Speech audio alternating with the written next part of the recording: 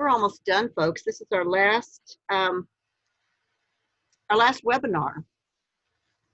And it's also, let's see, it's our last webinar, and it's our last quiz, and it's our last discussion board, a lot of last things.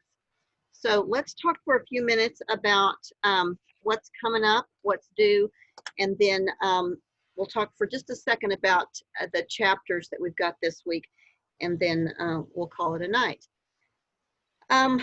Okay, group projects that are due next week. Has everybody managed to get a group? If you haven't, you need to let me know so that I can match you with someone or an existing group or somebody that doesn't have a group. So you need to let me know if you're in a group, who your group is, and if you haven't already done that, many of you have already done that. If you're not in a group yet, you need to let me know that so that I can help you facilitate a group, because those group projects are going to be due a week from yesterday. Okay. We decided on Tuesday night, pretty tentatively. On that, Jennifer and I only have the two of us. I don't know if there's a third who is available to join us, but right now it's just me and Jennifer. Okay, Jennifer and Andrea. Hi, this is Nicole, and I do not have a group yet. So if I could I join you? Sweet, sounds great. Why don't you do that? Because it's better to have 3 than 2. Okay. I know we were kind of asking around. Nicole, was it Nicole? Yeah. I'll put my email in the chat if you want. Yes, that'd be awesome. Okay, anybody else still looking for a partner or 2? Want to talk about it right now? Okay, they're in the chat on this this webinar. Jennifer's put her email. The discussion board is still open if y'all want to discuss on that, who you want to be with. If you haven't already gotten a group together. You can work with just one other person. That makes the work harder, but you certainly can do that if you just have one person you want to work with. I do want you to have at least one person. I really don't want any solo projects on this. Any questions on the content of the project itself? Anybody have any questions about that? Anyone? Okay. Then we'll move on. Our activity this week is based upon those 2 videos that I have struggled with. I'm sorry, I had them up, then I took them down, then I put them back up. I was confused about my videos, and I lost my transition videos that I used last year, and so I changed that transition discussion board at the last minute. But that took us to the transition document that the Department of Ed has published, and I think it's an interesting document. Let's talk about it for just a second. What y'all think about that? That 60-page monstrosity that the Department of Ed has for us. Very relevant for the significantly disabled population. What do you think? I mean, I think it's a good starting point if there's somebody who is not familiar with the process. Okay. It goes into a lot of basics that by that point in a child's life, you would think that caregivers and parents and support providers would already know. Mm-hmm. But you know, for its purpose, it was purpose for post-secondary education and career, mm-hmm. you know, as in the title. So it tells you, hey, we don't deal with leisure and rec, mm-hmm. you know, and community. But as far as just a good basic reference materials, I mean, I think it meets its mark in that case. You know, if someone's looking just for a pretty easily to be read document to look about, like, well, what should I do for the next step? Or what should I be expecting people to do for me, you know? Well, I think you're benevolent and kind, Teresa, but that's your nature. So. Yeah. I was thinking somewhat the same thing. Like, it's a good just like the next step, but it seemed somewhat broad. Yeah. Yeah. Well, good. Now we have a different one, and I have to say, because I didn't do high school last year. I did high school as an art facilitator 2 years ago, but that's not what I passed to parents. I mean, I passed them some type of, so TEA puts out a different one Yeah. or something, right? Yeah, Okay. that's the Yeah. U.S. Department of Ed. That's the national perspective Right. that that the U.S. Department of Ed thinks that should be kind of a global outlook on transition Mhm. for school districts. To, Yeah. like you say, and I think you make a valid point to start with. I think it is a starting point. Right. But I think that a lot of the documents, and not just this document, but a lot of the documents and a lot of the resources that we have, I think leave those with more significant disabilities kind of out of the equation. That's my struggle with a lot of this, is that the kids who have, or the students, the young people who have the most significant disabilities are not considered in a lot of these equations. And so when we start talking about transition, sometimes I think we're talking about, broadly, we're talking about the kids who are likely to have employment opportunities, paid employment opportunities, or, you know, that transition is going to be a rewarding experience for them. And it's not the students that we've seen in many of the videos that we have watched this summer semester. But generally, when we think about education, we don't think about those students, now do we? We don't imagine the most significantly impaired when we think about education. We're not thinking about students who have tube feeding, students who have to have a catheter changed during the day. We're not thinking about those students when we think about education. That's not the typical vision that we have in our minds. And so I think it's important to have a more global vision of the topic of transition, to think of every kind of student who is going to be exiting our public school system and what transition means to everybody. And you know, that may mean a sheltered workshop. It may not mean what we might consider viable employment in the community, where you draw a paycheck every Friday, or something in a more traditional sense of employment. It may look really different. And I think that we've got to be sure that we consider all of those elements for transition when we think about post-secondary outcomes for students with disabilities. I think sometimes we limit the scope of what we think of when we think of students with disabilities. And that's really one of my most primary goals with this class, is to get you to think bigger and broader, and not just those kids with learning disabilities who may struggle with reading. Sorry, my allergies are kicking in right now. But all students who have disabilities.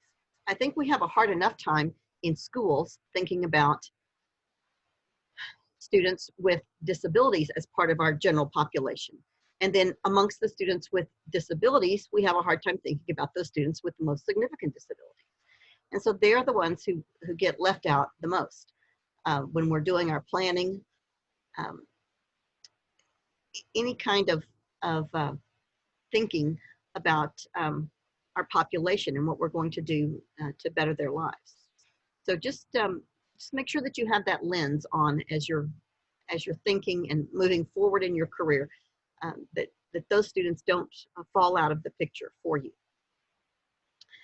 How about the assistive technology that we've looked at a little bit this week? You may not have had a chance to really dive into your activity yet, but the 2 videos that we've got are looking at assistive technology. Make sure that you remember, and this will show up on your quiz. One of the questions has to do with you know, what makes assistive technology.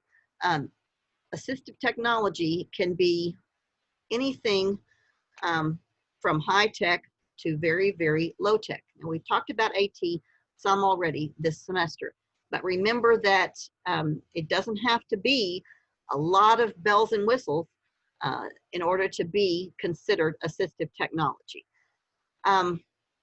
So any feedback on the videos yet? Anybody watch those and have any opinions?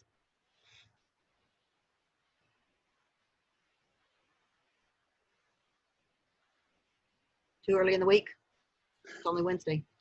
Okay, so I'll add something in. So I watched them, and I wasn't a life skills teacher, so I knew about Boardmaker, and what I've seen of Boardmaker, I'm gonna just be brutally honest, has been limited to what the teacher has put on, you know, the pictures the teacher has put on. So the child was limited in, like, this is what I'm able to say right now. Mhm. So I enjoyed seeing some of those, you know, things that that they had. I thought it was interesting. I mean, like that one, it was that company selling that little table. Mhm. You know, I hadn't seen that technology. The last technology I saw was a smart desk, you know, which is from the smart board people. And Right. it similar but less finicky. You know, the problem with the smart desk was every time the kids laid an elbow on it, it would change screens or something. Yeah. And so my thing was, it's limiting, but if I was that parent, I would love that communication, you know, even if I knew I had to be the one to like program in what they were able to say and everything. And so I enjoyed watching those videos and just seeing that what they were able to communicate without, you know, with things they couldn't have it, you know, what you wouldn't be able to hear them say. So, so although I saw the limitations in it, I also saw the blessing in it. So. Thank you, Teresa. Anybody else?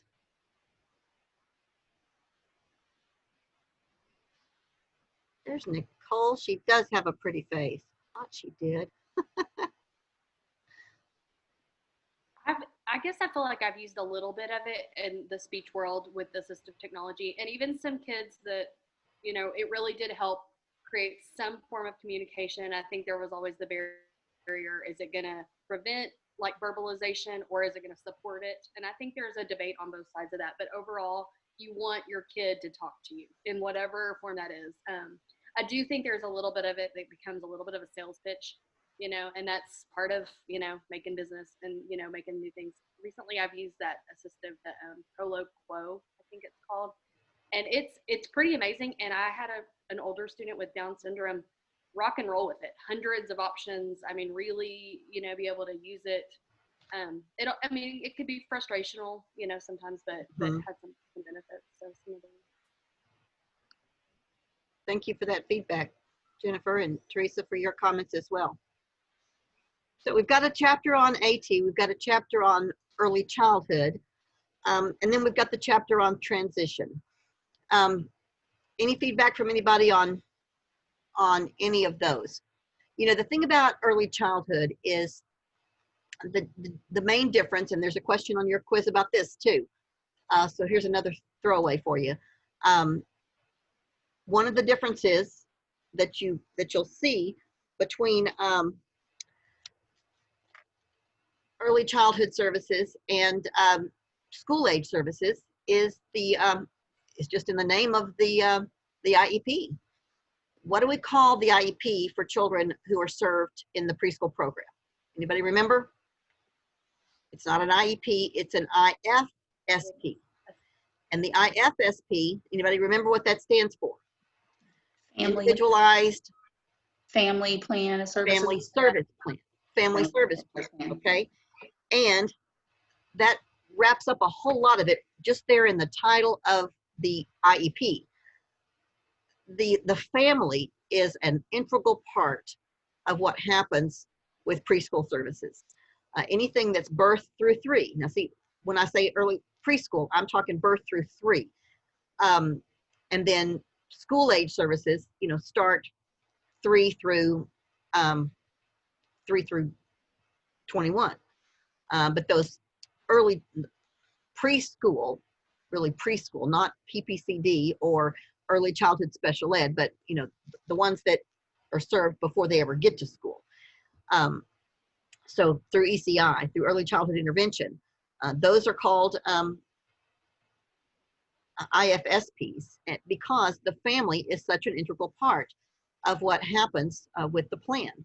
And the goals are even, they name the family members as part of the goals. It's not just goals for the child, it's goals for that involve the family as well. And so the plan itself looks somewhat different than the plan does for children once they begin the school age. And when I say school age, I mean, beginning at the age of 3, because they do, come to the school often at the age of 3. So all of that to say, that's one of the things. And your chapter talks about some of the other differences that happen that make the birth through 3 program really different. They're working so much more on those developmental skills. Eligibility for those programs is so much broader. I know I've worked with families through the years who have been dismayed when they brought their child to a screener or to some other kind of, maybe even to moving from ECI to a school age program, and were dismayed when their child didn't qualify for services through the school district. But the school district standard for eligibility is higher and more stringent than that of those early childhood programs. They're very fuzzy. Even, for instance, and Jennifer, from your time as a speech pathologist or a speech assistant, you may be familiar with some of that. I don't know if you worked very much with the birth through 3, but my experience showed that eligibility at those levels only required, a certain number of months of delay, speech delay. Then you get into the school setting, and the criteria got a whole lot more stringent, even for speech eligibility. Can you speak to that at all, or am I out of your? I think, no, I mean, I don't know a ton about qualifying because I didn't go that route, but yeah, it seemed like if they were behind, they really wanted to just, that early intervention. Yeah. A lot of us elementary folks talk about, don't let them get behind before they even start, if they were preemies or if there was a family need. I mean, and that was true when I worked for some home health companies. They're really happy to have customers, really, is honestly, or Medicaid or whatever. Right. But it also really helped, try to bridge that gap before, that gap starts before 3 years old. So. Good. Thank you, Jennifer, for your comments there. So that was the second chapter that we had tonight on early childhood, and you've got a number of questions on your quiz about that. And then the transition chapter is the last one that we cover in this week and in the course. And I think we've talked quite a bit about transition, and several of you focused on that in your research papers. And I think a couple of you are going to focus on that in your group projects. And I think that's really good, because that topic is so important for this particular population, who sometimes have less than ideal options post-secondary. And so the chapter gives some attention to that as well.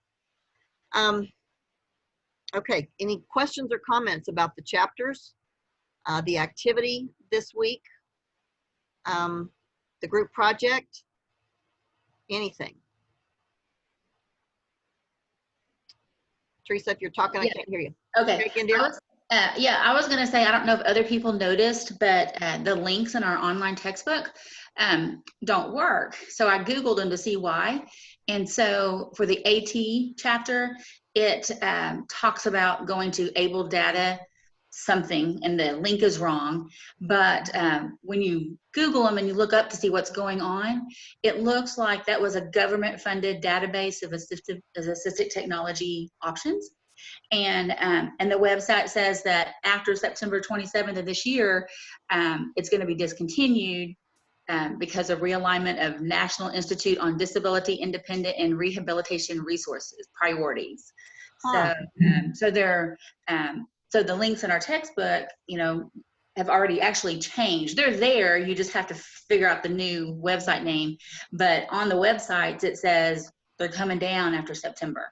So Interesting. it was interesting. So, I'm sure our OTs would know, like, yeah, they're coming down, but they're going to be here instead. But just from the resources that we were given and Yeah. such.